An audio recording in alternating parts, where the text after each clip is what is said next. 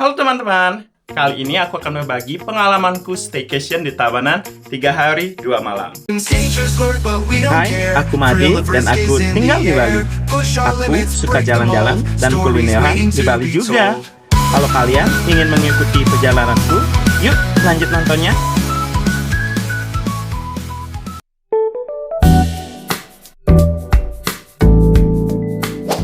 Sebelum staycation, aku melakukan berbagai persiapan. Nah, persiapanku yang utama yaitu satu, menentukan tujuan utama destinasi. Kenapa begitu? Karena kita dalam staycation tidak tahu daerah yang kita kunjungi itu apakah worth it atau tidak.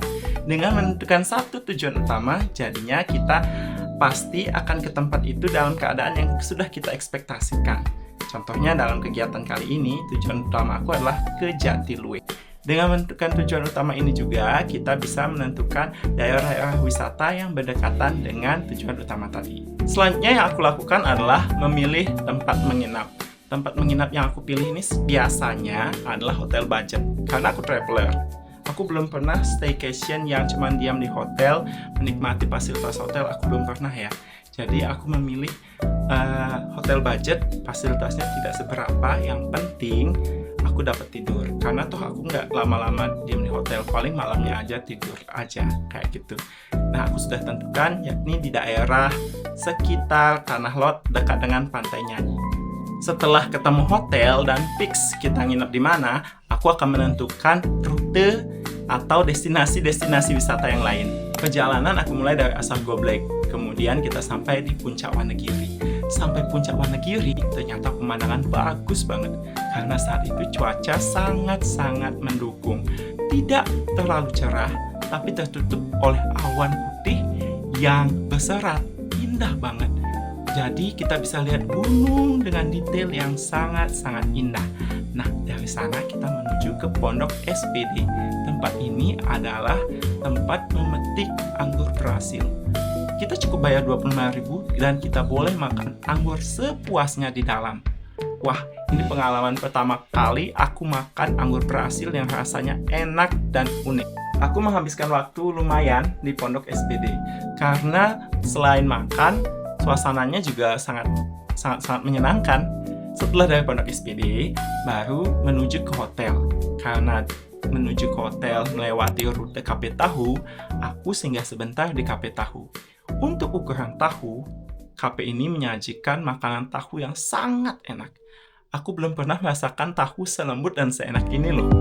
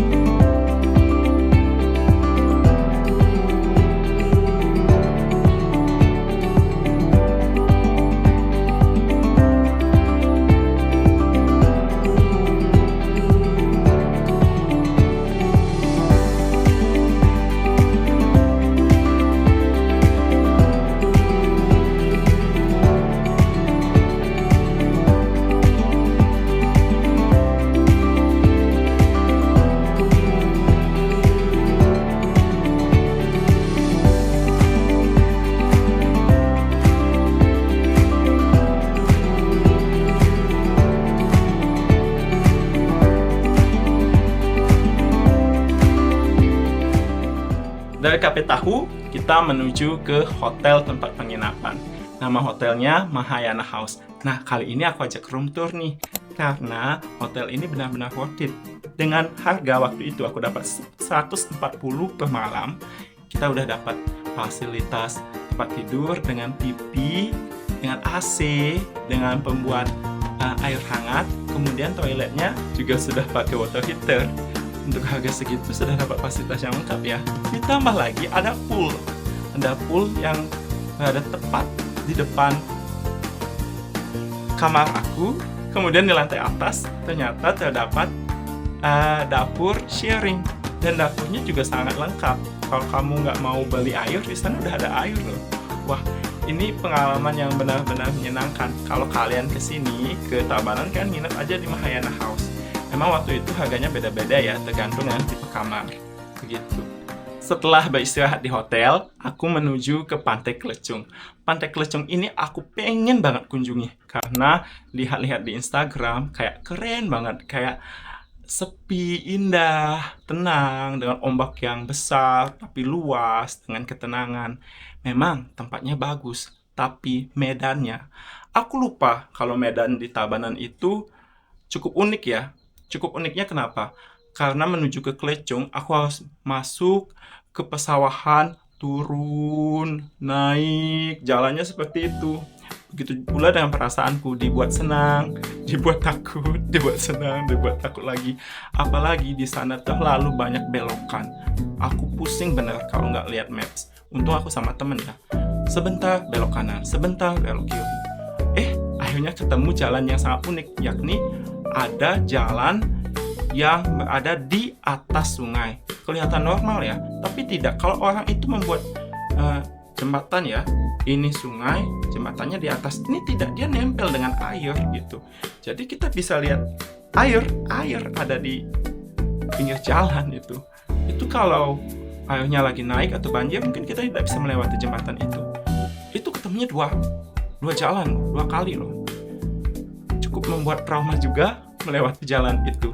Jadi sampai di Klecung pulangnya pingin lewat jalan yang lebih besar. Jadi kita tidak pakai jalan alternatif. Ternyata di jalan besar, yakni jalan Gilimanuk dan Pasar, macet banget dan jauh banget. Akhirnya kita sampainya apa? Sampainya malam. Itu capek banget.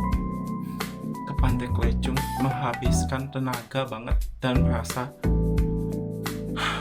penuh ketakutan karena kita sampainya malam.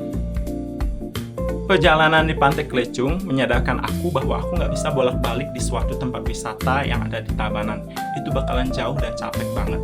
Jadi yang schedule-nya besok aku ke Jatiluwih, melukat ke Sangeh, baru balik, itu rasanya sangat capek di aku. Jadi Jatiluwih aku taruh di hari terakhir, dimana aku langsung pulang aja, jadi nggak usah balik-balik ke hotel.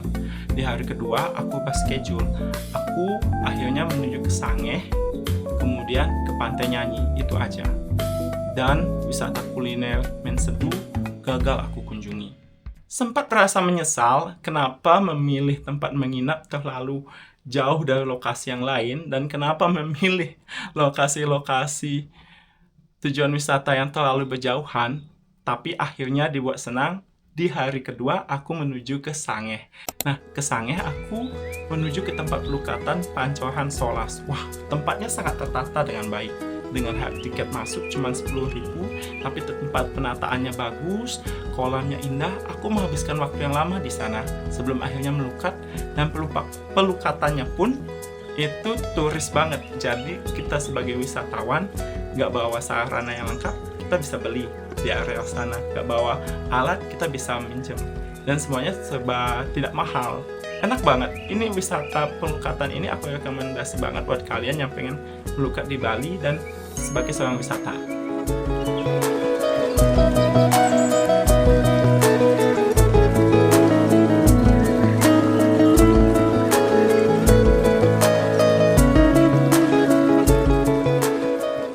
Di Pantai Nyanyi itu dekat dari tempat kita menginap, kurang lebih 15 menit. Tapi ketemu jalan yang rusak lagi. Nah, Pantai Nyanyi ini dekat dengan Wanu. Kelihatan banget Wanu dari sana. Mungkin satu wilayah, bisa dibilang satu wilayah. Kita susuri, ini tempat wisatanya banyak banget yang pre-wedding di sana. Ada beberapa pasangan, kemarin 7 kalau tidak salah. Kemudian aku lihat dari jauh kok ada pura. Begitu aku jalan, ternyata kita harus melewati sungai yang besar. Nanti kalian lihat dari vlog aku. Kita ke pantai tapi harus nyeberang sungai. Ini bocah petualang banget nih, staycation di Tabanan. Nah, sampai di seberang, aku baru sadar, aku buka maps, itu tuh Pantai Cemagi. Aku bisa pakai motor ke sana. Kemudian aku mikir, mau sunsetan di sana apa di Pantai Nyanyi? Mendingan di Cemagi deh, ada dagangnya, bisa lihat pura juga. Jadi daripada kita terus jalan, nanti ngambil motornya jauh, jadi kita ngambil motor dulu, baru ke Cemagi. Sampai di Cemagi, ternyata aksesnya gampang. jalannya tidak rusak. Dan juga makanan di sana walaupun view-nya bagus, tetap bisa dibilang murah ya. Tepak cantok 5.000, esnya berapa kemarin? 5.000 juga.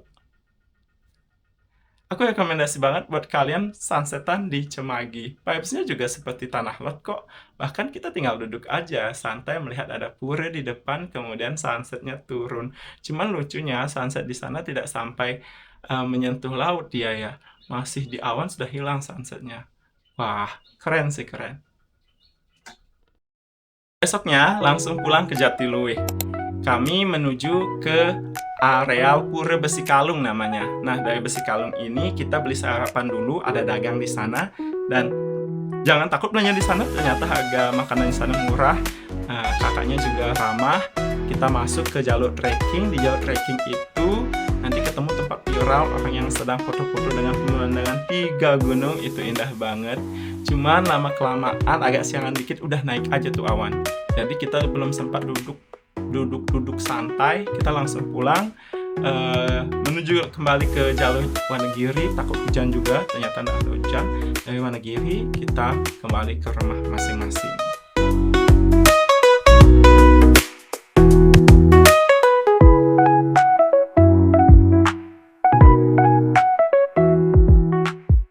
Teman-teman, di perjalanan kali ini aku belajar memahami wilayah Tabanan. Padahal dulu aku punya pengalaman tersesat di areal sekitar Kuleceng juga, ya, area Kerambitan.